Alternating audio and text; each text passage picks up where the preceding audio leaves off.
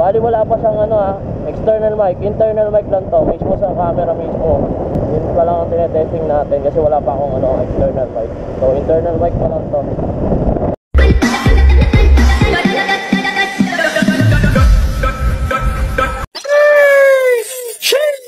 So ngayon mag-quick review lang tayo ng ating GoPro Hero 3 Plus.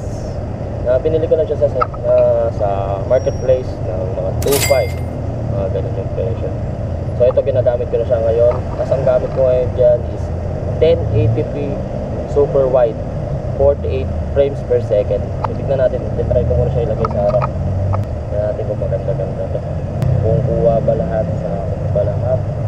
So bali naka waterproof case siya ngayon mga karat-rat. Naka waterproof case siya kasi wala pa tayong skeletal. Try natin siya ng walang wind noise cancellation, tapos may wind noise cancellation. Sa editing yun, tignan natin kung maganda yung kakalabas na. Tapos try ko siya paanda rin ng nandito sa harap, tsaka yung nandito. Nakamount siya dito sa may helmet. Hindi ko alam kung naririnig nyo ako, pero sana maganda yung pagkaka-record niya.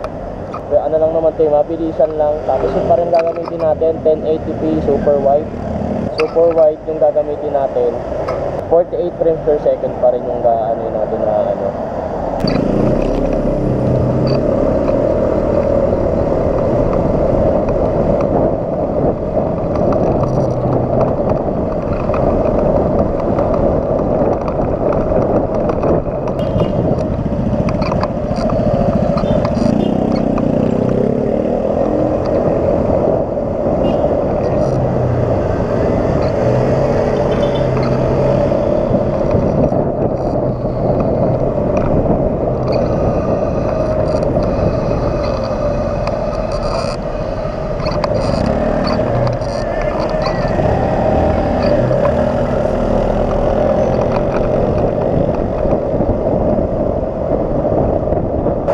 ito ngayon nakalagay siya dito sa natin sa helmet. Ganun pa rin naman ang settings niya, 1080p 48 frames per second.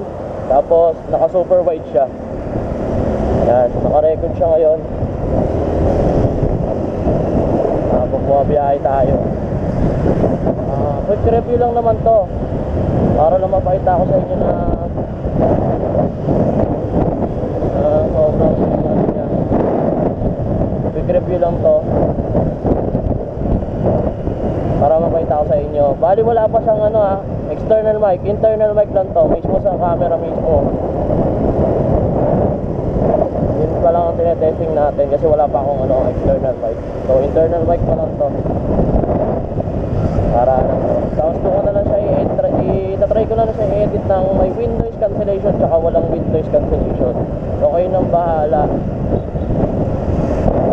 Para sa inyo pasok pa siya, pero para sa akin pasok na pasok talaga siya kasi sobrang budget meal niya lang talaga. Nabili ko na siya second hand. Mahirap na makabili ng brand new na ito eh. Siguro pag nakabili ka ng brand new, parang feeling ko hindi na siya original na GoPro kasi wala nang nirelease na ganito. Meron ako isang camera kaso parang iniisip ko na nakukulangan ako kasi hindi siya ganun ka-wide. Hindi kita-kita yung side mirror to side mirror. Abot. Yun yung hinahanap ko na camera. So nakita ko siya, naghanap-hanap ako sa YouTube. Doon ko nakita yung GoPro Hero 3 Plus na may super wide, tsaka yung pati yung isang GoPro Hero 4. Kaya ito ang mga pinili ko. Kina-check ko sa side mirror kung nagre-record ba siya o hindi. Pero nagre-record naman siya, nakikita ko naman dito. Ayan, nagre-record naman siya.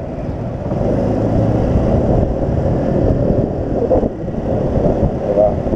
So nakita niya, nilagay ko siya dito, maalog yan. Hindi ko lang kung nakikitang maalog, pero pag ako, sobrang alog niya talaga. Ma-vibrate kasi itong Honda Beat. Pati stock pa to lahat. Kaya feeling ko maalog to lahat eh. Kaya kayo na lang ang humusga kung para sa inyo pasok na pasok ba talaga siya o hindi. Kaya ayun siya.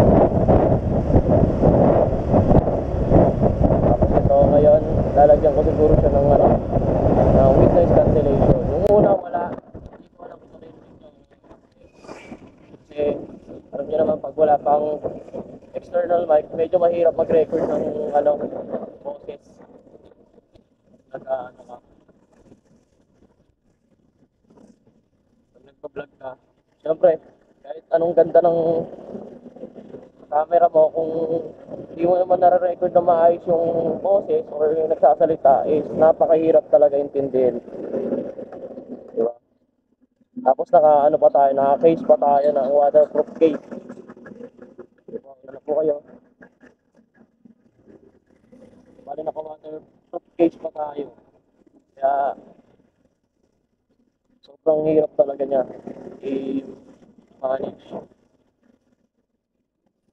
Kaya kayo nang bahala kung kung pasok ba sa inyo o hindi. Wala naman itong kapilitan. Sa akin, nag-review lang ako. Tapos natutuwa pa ako, di ba? Kasi, magkano ko lang siya nabili? 2.5 lang.